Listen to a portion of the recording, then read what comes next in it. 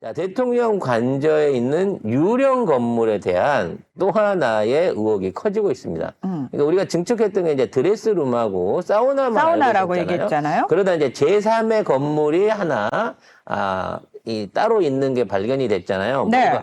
뭔가 그 금불상 같은 게 있을 것 같은 그런 느낌의 그런 게 있었는데, 그거 이외에 나무에 가려져 있는 20평짜리 신고 안 돼 있는 건물이 또 나타난 거예요. 잠깐만, 지금 우리가 파악 못한 건물이 몇 개가 있는 거예요? 그러니까 지금 이게 이제 마지막으로 나온 건물인 건데. 이거 마지막 맞아요? 네. 지금 나무에 사실 은폐돼 있거든요. 은폐돼서 그동안 네. 잘 몰랐었거든요. 근데 이게 20평 정도 규모니까 지금 해왔던 것보다 훨씬 큰 거야. 사우나 드레스룸만 7, 8평짜리였으니까. 요거는 한 20평 정도로 추정이 되는데요. 증축 2년이 넘었지만 신고하지 않아서 등기부에도 나오지 않는다고 합니다. 심지어 감사원이 관저 이전 공사 관련해서 감사를 실시했는데 거기도 이 부분은 쑥 빠져 있다고 합니다. 그러니까 이건 건물이 아니라는 거야, 얘들은. 무슨 얘기냐면 정식으로 건물을 인정을 받으려면 이제 몇 가지 설비들이 들어가는 게 있거든요. 수도나 아니면 그 관련해서 설비들이 이렇게 지나가면 건축물이 되는 건데 네. 얘는 쉽게 말해서 창고라는 거예요. 샌드위치 판넬로 이렇게 지어 올린 창고이기 때문에 이것은 건축물이 아니다라고 하는 거죠. 하지만 창고라고 하더라도 사용을 하게 되면 신고를 해야 되는데 신고를 안 한 상태에서 샌드위치 판넬로 은색 샌드위치 판넬로 요거를 지었다는 겁니다. 자, 요게요. 사실 지난 1일 국회 운영위원회에서 윤건영 의원이 얘기한 부분인데요.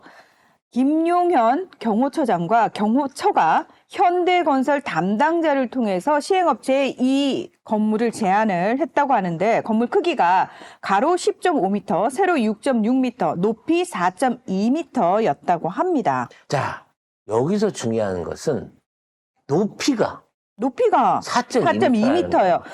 우리가 흔히 그냥 집의 높이가 2.3m 정도 그렇죠. 돼요. 그러니까 이 창고 건물을 짓게 되더라도 예를 들어 복층으로 쓸 목적이 아니면은 이 4m 정도의 높이를 뽑질 않습니다. 그러니까 이거 샌드위치 판넬 건물이기 때문에 폭은 1m예요. 조립식이니까. 그래서 이제 1m 폭에 나름대로 이제 자기들이 높이를 지정할 수 있다면 50cm 간격으로. 그러면 뭐 2.5m, 3m, 3.5m, 4m, 5m, 6m까지도 시키는 대로 갖고 오는데 일반적으로 단층 창고를 쓰기 위해서는 보통 2.5m를 넘지 않는다는 거죠. 심지어 이게요, 주거동 침실이 있는 쪽 바로 옆이에요. 그렇죠. 그러니까 굉장히 은밀한 부분, 집주인만 쓸 수 있는 은밀한 공간하고 붙어 있는 부분인데 창고를 지었다는 거야. 그래서 저는 이게 100% 골프장이다. 스크린 골프. 스크린 골프장이라고 이게 봐지는 거예요. 그런데, 네? 그런데 정진석 대통령 비서실장, 김성훈 경호처 처장이 당시 국회에서 이거 스크린 골프 시설이 아니라 창고라고 이야기를 했습니다. 그렇죠. 네. 근데 왜 제가 이걸 스크린 골프라고 방금 설명드렸던 높이의 문제 때문이에요. 높이 4.2m. 예. 그게 이 4.2m가 왜 애매한데 이거를 스크린 골프장 규격으로 계산을 해보면 명확하게 나와요. 왜냐면 스프링 골프장에 있어서 가장 중요한, 스프링이 아니라. 스크린 골프장의 기본 높이 건축 볼까? 규격이, 이 폭이 2.4m 이상. 그리고 길이죠. 길이가 8m 이상. 그리고 높이가 3.6m 이상이 나와야 돼요. 그래야 골프를 휘둘렀을 때 스윙, 그리고 그 스윙 위쪽으로 각종 뭐 카메라라든지 뭐 영사 장비, 그 그물망 같은 걸 설치하기 위해서는 최소가 8에 2.4에 3.5인데 그게 딱 들어갈 만큼을 맞춰서 만든 사이즈인 거죠. 오, 제가 찾아봤는데 스크린 골프장 규격이라고 해서 나와 있는데 기본적으로 층고가 3m 이상이 나와야 되네요. 그렇죠. 그래서 그걸 감안해가지고 계산을 했을 때는 딱 이거는 스크린 골프 전용 전용으로 높이를 맞춘 거야. 왜냐하면 창고로 쓰려고 하면 2.3m면 충분하거든요. 높은 공간이 다 비고 비면 오히려 뭐 먼지도 많이 쌓이고 관리를 하는 것도 불편하고 제작비도 많이 들기 때문에 주거동이나 뭐 일반 창고동으로 쓰려고 했으면 이 높이를 올릴 이유가 없는 거야. 그러니까 애초에 이거는 스크린 골프용으로 만들어진 거예요. 제가 보기에는. 근데 저희가 이렇게 의심을 할 만한 정황이 왜 있냐면은 대통령 경호처가 스크린 골프 시설 조성을 검토했지만 실행에 옮기진 않았다는 취지로 해명을 했기 때문입니다. 왜냐면 애초에는 그걸로 해갖고 했는데, 자, 이 공사비도 그렇고, 공사비도 지금 전용을 한 거예요. 여기에 대해서 정식으로 비서실에서 발주를 낸 적이 없으니까. 이게 얘네들이 창고라고 그래놓고 나중에 뭐라고 설명을 하냐면, 경호실에서 숙소나 아니면 대기 시설을 만들기 위해서 이거를 지었고, 그러니까 거기 들어가는 비용을 경호처 비용에서 뽑아 썼다는 거야. 자, 1억 3천만 원을 경호처의 경호시설 관련 예산을 가져다 썼다라고 얘기를 하면서 완공 후에 줄곧 경호인력 대기 및 사무공간으로 쓰이고 있다라고 얘기를 했습니다. 자, 그러면 경호처가 이렇게 설명을 했으면 앞서서 정진석이랑 경호처장이 다른 얘기를 한 거죠. 허위 위증을 한 거네요? 그러니까 여러분 생각해 보세요. 바로 벽 너머에 대통령이 자고 있어. 근데 거기에 경호원들이 24시간 대기하는 시간. 늘어져 자면서 사무 공간이야. 왔다 갔다 하면서 교대하면서 왔다 갔다 해. 이게 말이 돼요? 이게 말이 돼요?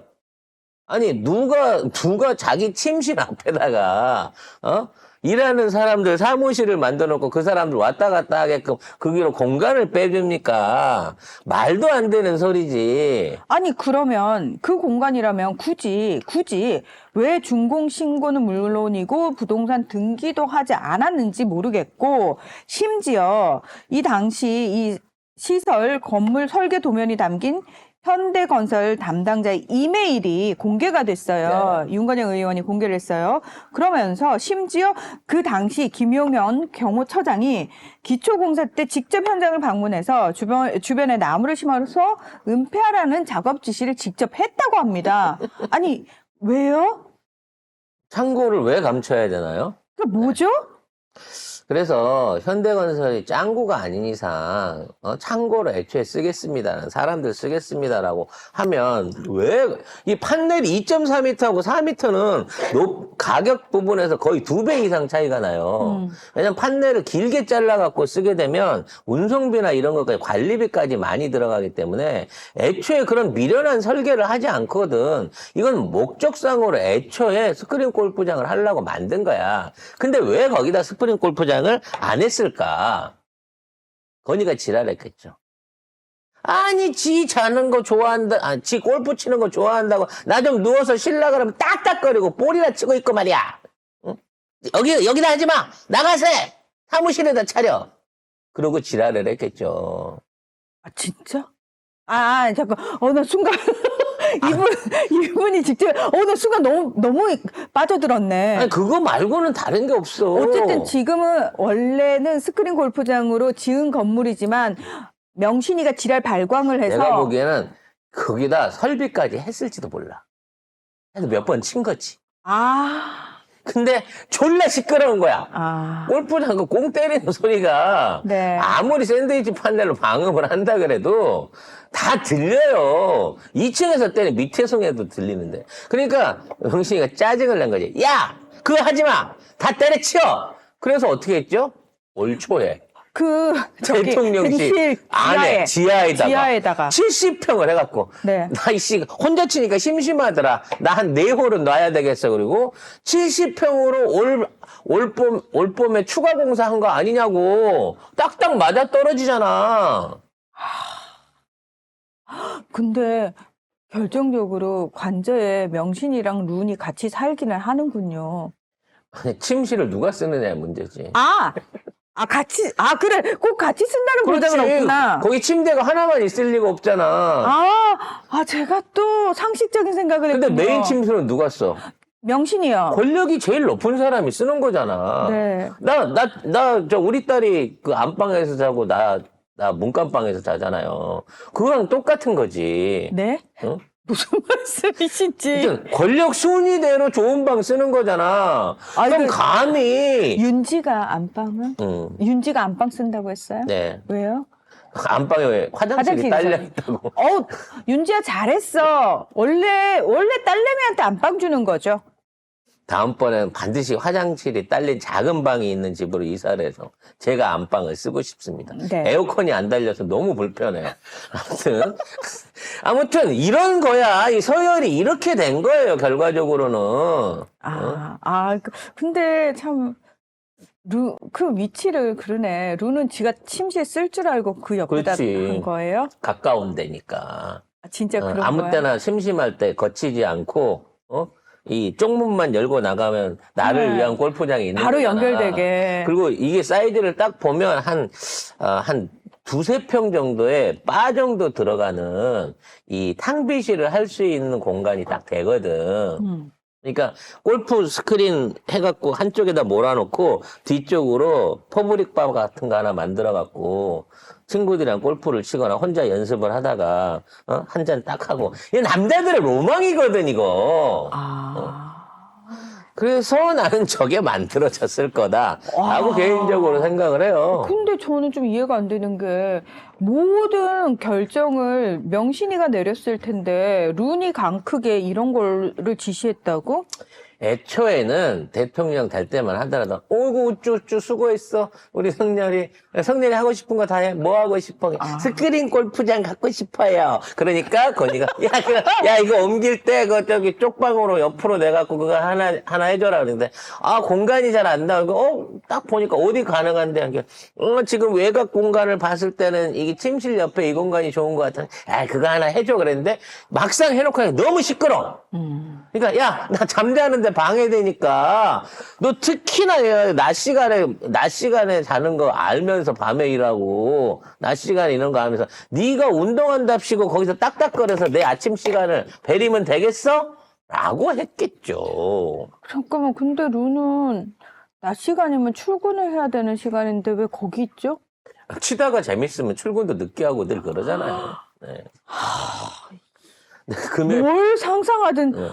야, 제가 금요일 날 이건 사담인데 그 용산 쪽 거쳐가지고 저녁 식사 갈 일이 있었어요. 성수동 쪽으로. 그래가지고 용산 앞으로 전쟁기념관 앞쪽으로 돌아들어갖고 도로를 들어가는데 그날이 아침 6시에 저기 한 날이었어. 윤석열이 도착한 날이었어요. 근데 저녁 6시가 됐는데 관저 앞쪽에 사이카하고 교통통제를 시작하고 있는 거야. 그래서 성수동 가는 쪽, 성수대교 건너서기 직전까지 그걸 하고 있더라고. 그러니까 동선이 예측이 되는 거지. 이제 나올 때가 됐구나. 그때 6시인데.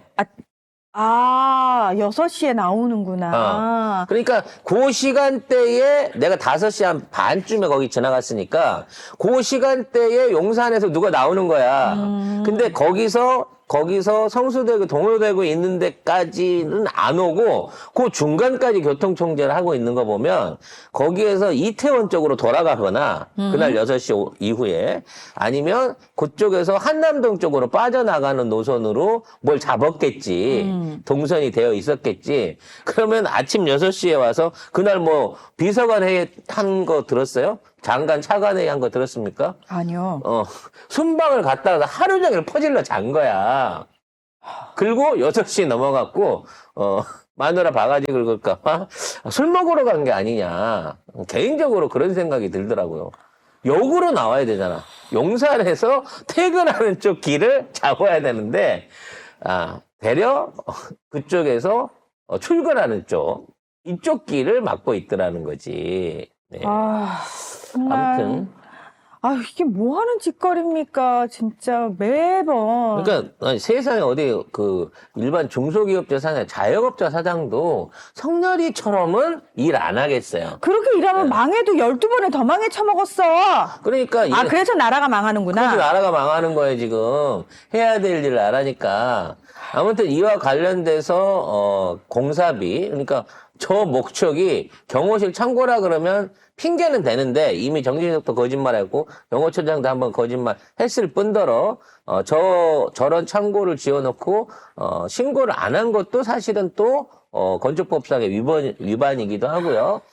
예산 전용의 문제가 앞으로 더 커지게 되면 또 다른 문제가 생길 수 있을 겁니다. 근데 구체적인 거는 우리가 지금 5번째예요. 불법 건축물로 따지게 되면 건축물로 따지면 5번째인데 도대체 이 건물의 용도가 무엇인지에 대해서 아무도 명확하게 증언하는 사람이 없다는 거지. 아니 이거